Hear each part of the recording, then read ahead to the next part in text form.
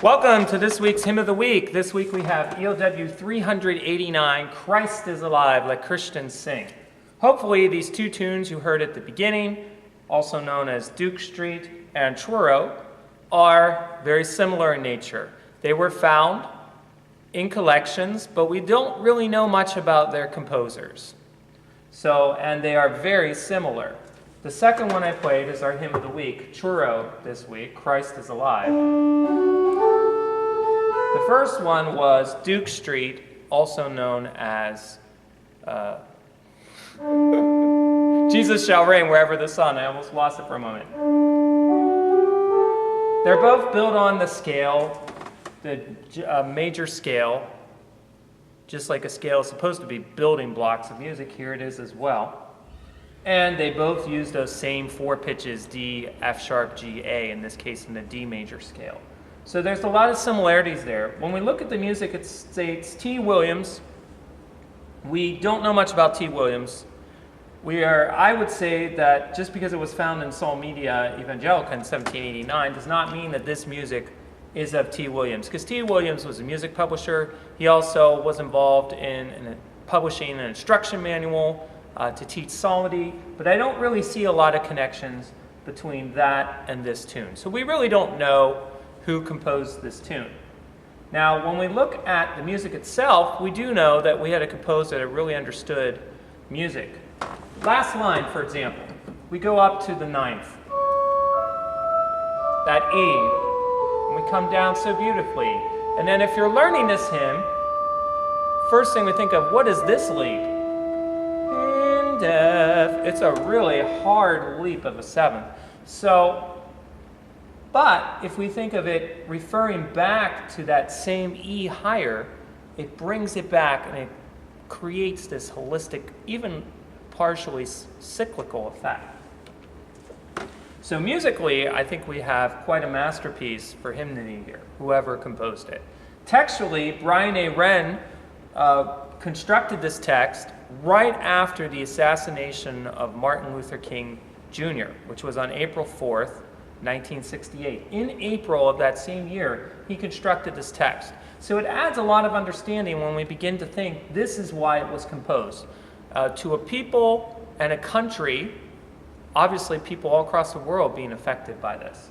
But in this case, I think also more focused on the church within the country of the United States, really trying to think about how do we celebrate Easter in a way that the hope and power of the resurrection comes through, even though it doesn't seem like it really can because of the shocking assassination of Martin Luther King Jr.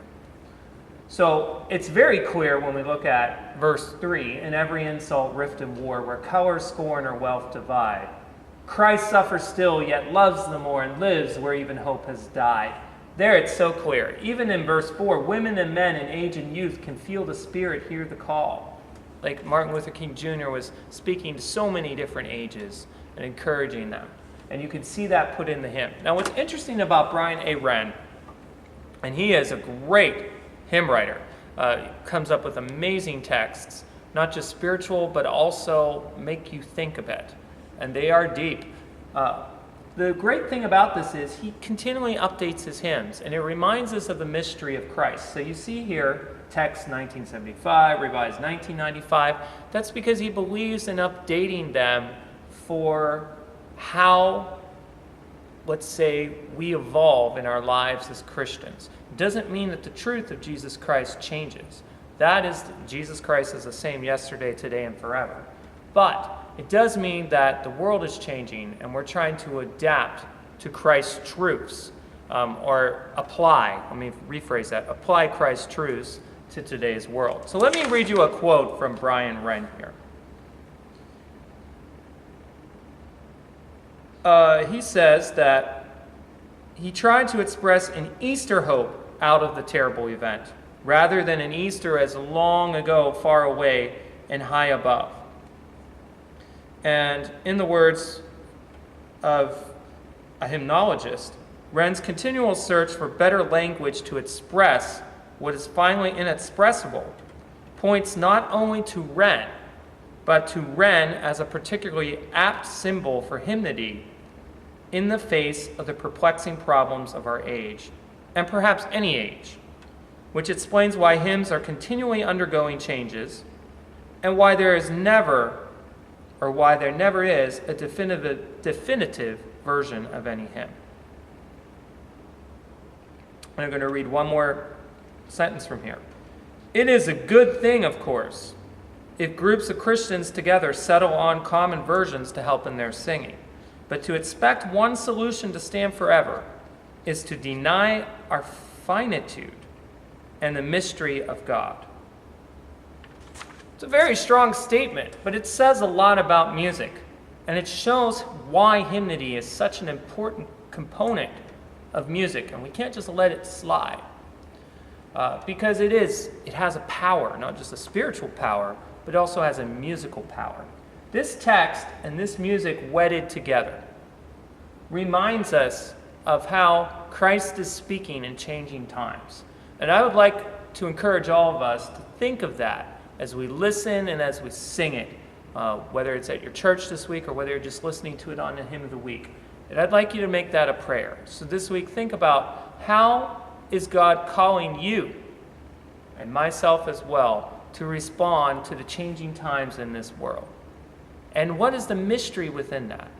And what message or encouragement or direction may Jesus be placing in front of you or me that we're not seeing right now because we're being blinded by the changes in culture instead of responding to the truth of Jesus Christ? Brian Wren, I think, seemed to get that, if that's the right way of putting it, in 1968, but also today, by making that language more relevant. So those of today could understand what happened then, even though they may not have been alive. Yes, I was not alive in 1968, but I still feel the impact of that assassination of Martin Luther King Jr., not just for all people, but also for us as Christians in the church. So here we go. Christ is alive. Let Christians sing.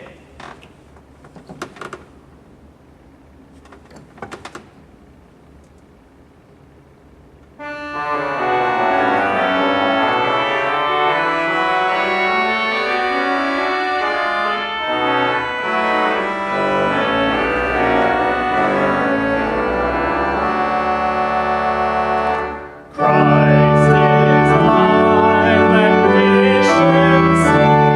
let Christians